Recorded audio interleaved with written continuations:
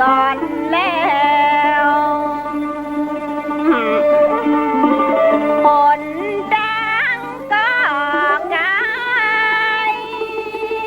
เดินไปก็ก้องปีนหิวหาดน้อยดงจันภูเขาลิงจี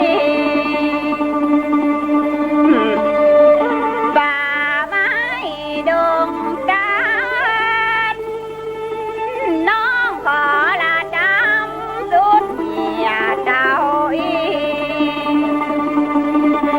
สะบาดงายมมาบ้านลำปายต้นซึ่งอยากจ้อยอยากก็จะนองลงเทิงเนื้อกว่าดอกมะก